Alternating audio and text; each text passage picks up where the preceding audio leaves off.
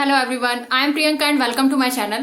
Today we are doing chapter 3 of chemistry segment of class 9th, which name is atoms and molecules. In this video we will talk about what is atom and how it can be defined with the help of some laws. Okay, so let's start for the today's session.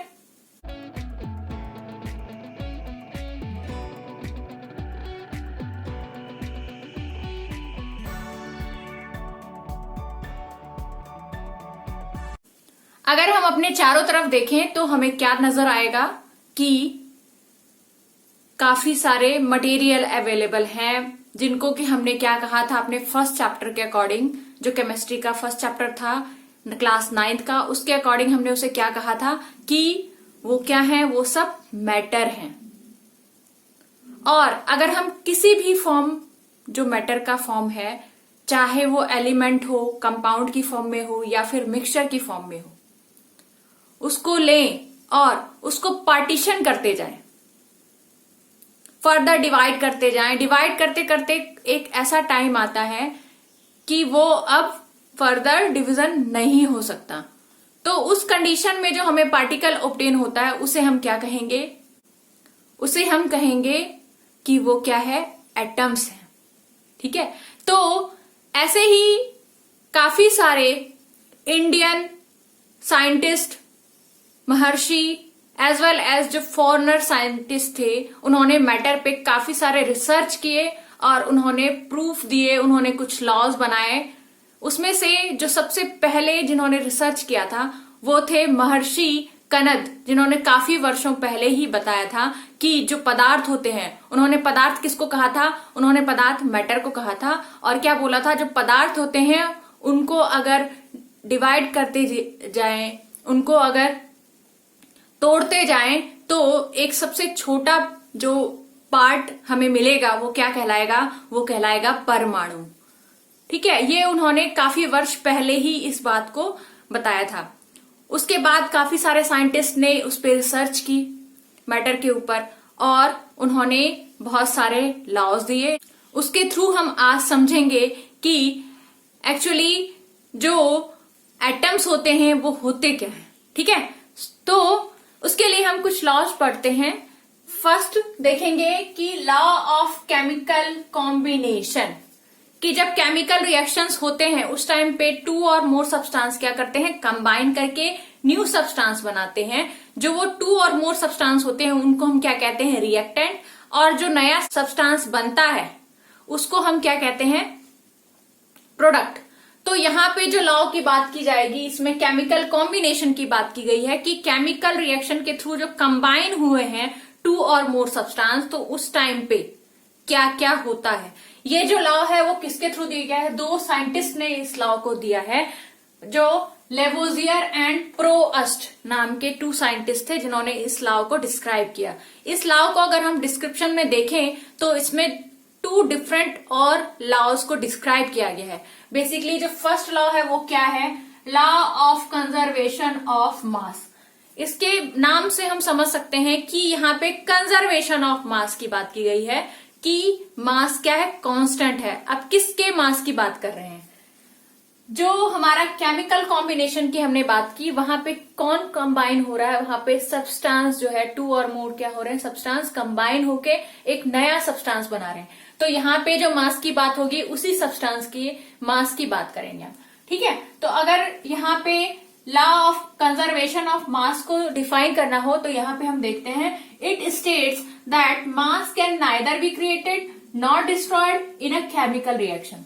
अगर हम एक chemical reaction की बात कर रहे हैं, वहां पे जो सब्सटेंस क्या हो रहे हैं? टू और मोर सब्सटेंस क्या हो रहा है? कंबाइन हो रहे हैं और न्यू वन बना रहे हैं। तो उस कंडीशन में जो हम देखेंगे, जो सब्सटेंस का जो प्रीवियस जो मास था और जो न्यू वन बना मास, उनके मास में कोई भी चेंज नहीं आता है। जो टोटल मास होता है रिएक्टेंट का और टोटल मास जो होगा प्रोडक्ट का, वो क्या होंगे? इक्वल होंगे।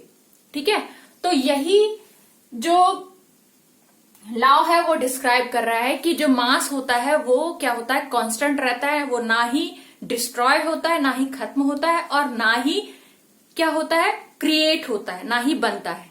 ठीक है, तो ये लॉ कंजर्वेशन ऑफ मास हुआ। नेक्स्ट जो लॉ की बात इसमें डिस्क्राइब की गई है वो क्या है, लॉ ऑफ कांस्टेंट प्रोपोर्शन, कि यहाँ पे कांस्टेंट प्रोपोर्शन की बात की जाएगी। एक जो पोर्शन लिया गया है, एक जो अमाउंट लिया गया है वो क्या रहता है, कांस्टेंट रहता है, फिक्स्ड रहता है। तो यहाँ पे अमाउंट किसकी बात की जाएगी, it states that in a chemical substance elements are always present in a definite proportion by mass. जो यहाँ पे केमिकल सब्सटेंस लिया गया है रिएक्शन में, उस टाइम पे जो केमिकल सब्सटेंस का जो कंपोजिशन होगा और उसका जो मास होगा, उसका जो कॉन्स्टिट्यूएंट मास होगा, यहाँ पे हम बात कर रहे हैं जो उसका प्रोपोर्शन होगा मास का, वो क्या रहेगा, वो कांस्टेंट रहेगा। वहां पे उसमें कोई चेंज नहीं आ रहा है। ठीक है, तो जो एलिमेंट का मास है वो क्या रहेगा, फिक्स्ड रहता है, वो कांस्टेंट रहता है। ठीक है, तो ये दो लॉ बताए गए थे किसके थ्रू, लेवोजियर एंड प्रोस्ट के थ्रू, जब उन्होंने रिसर्च किया था किसके ऊपर, मैटर के ऊपर। ठीक है, बट इसको अच्छे से डिफाइन नहीं किया गया कि ये कैसे होता है, इसके पीछे का प्रूफ नहीं पता चला। तो उसको डिफाइन किया गया किसके थ्रू, एक साइंटिस्ट थे जिनका नाम डाल्टन था, और उन्होंने भी रिसर्च किए काफी सारे मैटर के ऊपर, और उन्होंने एक थ्योरी बनाई जो कि डाल्टन्स एटॉमिक थ्योरी कहलाई, और उन्होंने उस थ्योरी के अंदर ये सारी चीजें डिस्क्राइब की हैं। ठीक है, तो देखते हैं अब डाल्टन्स एटॉमिक थ्योरी क्या है। Dalton's atomic theory, according to this theory all matter whether an element, a compound और अ मिक्सचर, क्या कहा जा रहा है इस थ्योरी के अकॉर्डिंग, क्या है, जितने भी मैटर प्रेजेंट हैं, चाहे वो कौन सी फॉर्म में हो, चाहे वो एलिमेंट की फॉर्म में हो, कंपाउंड की फॉर्म में हो, या फिर मिक्सचर की फॉर्म में हो, तो वो क्या करते हैं, is composed of small particles called atoms. वो किससे बने होते हैं, वो एक स्मॉल पार्टिकल से मिलके बने हैं, जिसको कि हम क्या कह रहे हैं, एटम्स कह रहे हैं। ये जितने भी मैटर हैं वो किसी भी फॉर्म में अवेलेबल हों, बट वो किससे बने हैं, वो एक स्मॉल पार्टिकल से मिलके बने हैं, जिसको हम क्या कह रहे हैं यहाँ पे, एटम्स कह रहे हैं। ठीक है, अब जो इन्होंने डाल्टन्स एटॉमिक थ्योरी जो दिया डाल्टन ने, साइंटिस्ट ने, उन्होंने इस थ्योरी में कुछ अपनी बातें कही हैं, जिनको कि हम कहते हैं postulates of Dalton's atomic theory. ठीक है, तो आज हम उन बातों को भी, उन तथ्य को, अगर साइंटिफिक लैंग्वेज में जाए तो पोस्टुलेट्स को क्या कहा जाता है, तथ्य कहा जाता है। ठीक है, तो उन तथ्यों को भी हम क्या करने वाले हैं, आज डिस्कस करने वाले हैं। तो वो तथ्य क्या थे, वो पोस्टुलेट्स क्या थे डाल्टन के, तो उन्होंने टोटल 6 पोस्टुलेट्स दिए थे। उसमें से जो नंबर 1 पोस्टुलेट है वो क्या है, all matter is made up of very टिनी particles. किससे बने हैं, जितने भी मैटर हैं प्रेजेंट हमारे चारों ओर, वो किससे बने हैं, टिनी पार्टिकल से बने हैं। टिनी मीन्स स्मॉल पार्टिकल से मिलके बने हैं, जिनको कि हम क्या कहते हैं, एटम्स कहते हैं। ठीक है, फर्स्ट पॉइंट में उन्होंने ये डिस्क्राइब किया। सेकेंड पॉइंट में उन्होंने क्या कहा, atoms are individual particles which can not be created और destroyed in a chemical reaction. किसी केमिकल रिएक्शन में जो मैटर अवेलेबल है, उसके अंदर जो एटम्स अवेलेबल हैं, उस एटम को ना ही हम डिस्ट्रॉय कर सकते हैं, ना ही हम क्रिएट कर सकते हैं, according to the second point. Okay, तो जो एटम, जो स्मॉल पार्टिकल है, उसको हम, उसमें कोई चेंज नहीं कर सकते, वो फिक्स्ड रहता है, वो कांस्टेंट रहता है, ना ही उसको हम पैदा कर सकते हैं, ना ही हम उसको डिस्ट्रॉय कर सकते हैं, मीन्स खत्म कर सकते हैं। ठीक है, number 3, atoms of a given element are identical in mass and chemical properties. क्या कहा जा रहा है, जो एटम्स अवेलेबल होते हैं ड्यूरिंग द केमिकल रिएक्शन, अगर हमने कोई एटम लिया, कोई मैटर लिया, उसके अंदर एक आइडेंटिकल एटम्स अवेलेबल होंगे, तो वो जो एटम्स होंगे उनकी आइडेंटिटी क्या होती है, कांस्टेंट रहती है, उनमें कोई बदलाव नहीं आता। अगर हम बात कर रहे हैं कि हमने केमिकल रिएक्शन करवाना है और उस टाइम पे हमें वाटर चाहिए, मीन्स कि H2O हम ले रहे हैं, ठीक है, तो यहाँ पे जो हम देखेंगे इसका जो केमिकल कॉम्बिनेशन होगा H2O, और अगर इसका रेशो देखा जाए तो 1:8। और यहाँ पे अगर हम देखें तो यहाँ पे अगर दो एटम किसके लिए गए हैं, हाइड्रोजन के, और एक ऑक्सीजन का एटम लिया गया, और ये फिक्स्ड ही होता है। जहां भी हम वाटर की बात करेंगे तो हम वहां पे H2O ही लेते हैं, चाहे हम वाटर को कहीं से भी कलेक्ट करें, उसका जो कंपोजिशन होगा वो क्या होगा, दो हाइड्रोजन एटम और एक ऑक्सीजन एटम वहां पे कंबाइन हुए रहेंगे, तो जो कंपाउंड में हमें मिलेगा वो क्या है, वाटर होगा। ठीक है, तो वही कहा जा रहा है जो atoms of a given element, जो कोई गिवन एलिमेंट हमारे पास है उसके अंदर जो एटम्स प्रेजेंट हैं वो क्या होते हैं, are identical in mass and chemical properties. वो क्या होते हैं, वो उनका जो मास होता है और उनका जो केमिकल प्रॉपर्टी होता है वो फिक्स रहता है, उसमें कोई चेंज नहीं आता। ठीक है, अगर हम यहाँ पे फोर्थ पॉइंट की बात करें तो वो क्या है, atoms of different elements have different masses and chemical properties. अब क्या बात की जा रही है कि यहाँ पे अब हम ले रहे हैं डिफरेंट एलिमेंट्स। पहले हमने बात की थी कि हमारे पास एक पर्टिकुलर एलिमेंट है। अब अगर डिफरेंट एलिमेंट्स की बात करें, जैसे कि हमने यहाँ पे वाटर की बात की, ठीक है, वो क्या था, H2O। अगर यहाँ पे हम NH3 अमोनिया लें तो वो क्या होता है, NH3। अगर यहाँ पे H2O और NH3 को देखा जाए तो इनके बीच में क्या है, डिफरेंसेस हैं इनके, ये दोनों डिफरेंट डिफरेंट एलिमेंट्स हैं, एक दूसरे से डिफर करते हैं। तो वही यहाँ पे कहा जा रहा है, जो एटम्स, जो डिफरेंट एलिमेंट्स के डिफरेंट डिफरेंट एटम्स होते हैं उनकी डिफरेंट प्रॉपर्टीज होती है। ठीक है, H2O की जो प्रॉपर्टी होगी वो सिमिलर नहीं होगी NH3 से, अमोनिया से। ठीक है, तो ये डिफाइन किया गया फोर्थ पॉइंट में। फिफ्थ पॉइंट जो था उसमें क्या कहा गया, atoms combine in the ratio of small whole numbers to form compounds. क्या होते हैं, जो एटम्स होते हैं वो कंबाइन होते हैं दूसरे एटम से, और क्या करते हैं, वो किस रेशो में कंबाइन होते हैं, उनका जो रेशो होगा आपस में दो एटम्स का कंबाइन होने का, वो क्या होगा, वहां पे होल नंबर्स में कंबाइन होंगे, और क्या होगा, और फॉर्म करेंगे, कंपाउंड्स फॉर्म करते हैं। ठीक है, जैसे कि हम यहाँ पे हाइड्रोजन एटम देख रहे हैं, वो कंबाइन हुआ है किसके साथ, ऑक्सीजन के साथ कंबाइन हुआ है, और इसने क्या बनाया है, वाटर फॉर्म किया है। ठीक है, वाटर फॉर्म किया है। और अगर यहाँ पे हम रेशो देखें वाटर का तो वो क्या दिख रहा है हमें, 1:8 रेशो दिख रहा है। इसका मतलब ये है कि जो ये वाटर है उसका एक फिक्स्ड रेशो होता है, H2O का एक फिक्स्ड रेशो होता है, जिसमें कि हम देख रहे हैं कि जो एलिमेंट्स प्रेजेंट है यहाँ पे H2 और O, अगर हम हाइड्रोजन और O की बात करें तो इनके रेशो की अगर हम बात कर रहे हैं तो यहाँ पे हाइड्रोजन का जो रेशो है वो क्या है, 1 है, और जो ऑक्सीजन का रेशो है वो क्या है, 8 है। तो हम कह सकते हैं अगर हमने 9 ग्राम वाटर लिया हुआ है तो उसमें क्या है, वहां पे 1 ग्राम जो है हाइड्रोजन एटम प्रेजेंट है, और 8 ग्राम जो है वो क्या है, ऑक्सीजन एटम प्रेजेंट है उस पूरे 9 ग्राम वाटर में।